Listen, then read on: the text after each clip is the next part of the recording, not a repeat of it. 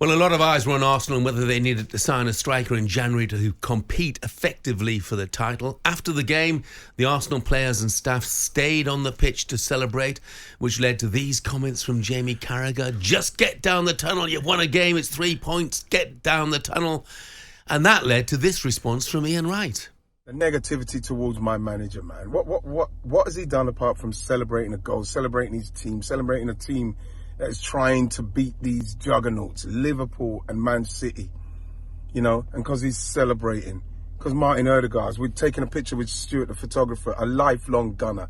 This man's been supporting Arsenal since he's, 5 or something, ridiculous like that.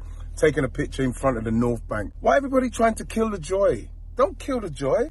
And the hatred is just so intense. Just leave us alone, man. Leave us alone in the joy. Enjoy it, Arsenal fans. Enjoy our moments, because that's all this game is, moments. And we had one tonight. We beat the great Liverpool, who were top of the league. Up the Gunners. Go on, right, lads. Brilliant, getting really stuck in. Arsenal fans, let's hear from you. Have you got a message for fans who think you're over celebrating? 03717 223344, the number to call.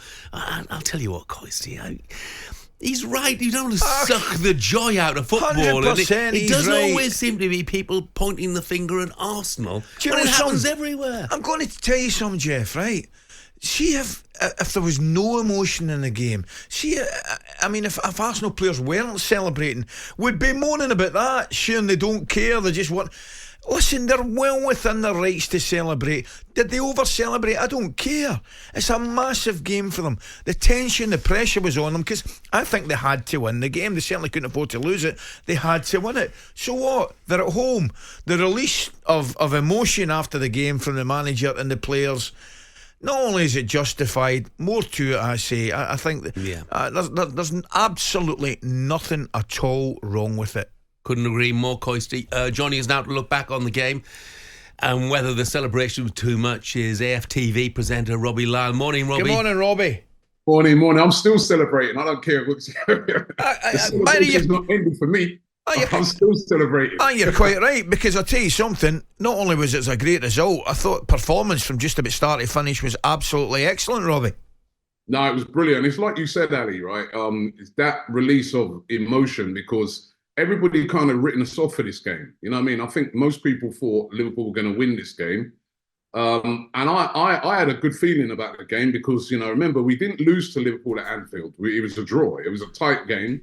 In the FA Cup, I thought we dominated Liverpool in that game. We just didn't take our chances. Mm-hmm. And I was like, if we take our chances, I think we can win. And I thought we were brilliant yesterday. Absolutely brilliant performance.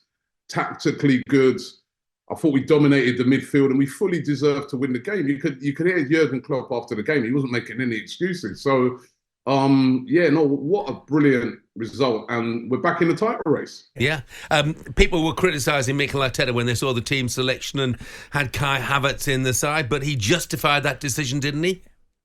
He did. He played really, really well. I think he should have finished that chance for the one-on-one. Saka put it away, but apart from that, he was a menace up front all game long. Konate was a brilliant defender. He gave him so much trouble throughout the game. And I thought him and Martinelli in particular, those two with their pace and power, they caused so much problems to Liverpool's defence. So, no, the selection was spot on. And Jorginho, what a performance by him as well. Yeah, I think Jorginho got the man of the match performance, and you couldn't argue with that. But I tell you what, Robbie, give us a bit more on Martinelli. I thought he was absolutely terrific down that left-hand side. Havertz, I always feel as though I'm sticking up for Havertz. I certainly do not for a minute think Havertz is a centre-forward or indeed an out-and-out number 9. But I do think he's a terrific player.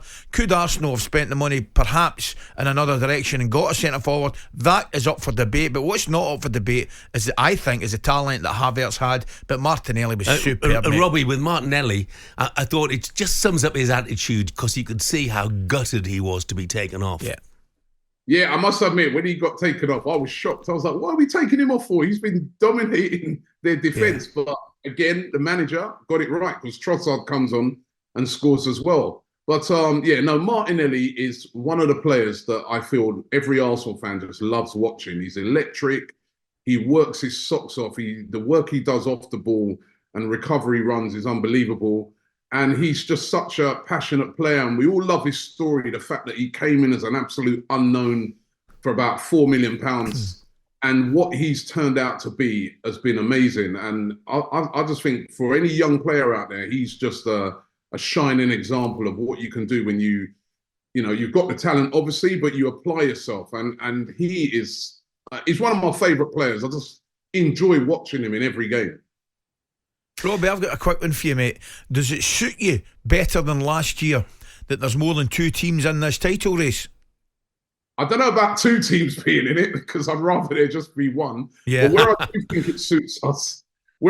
it suits us, though, is not being top. Maybe with a little bit of the pressure off, we see if we can sort of a bit like in horse racing, you just kind of stay in and around it till that final furlong, and then you just try and make a race for the end.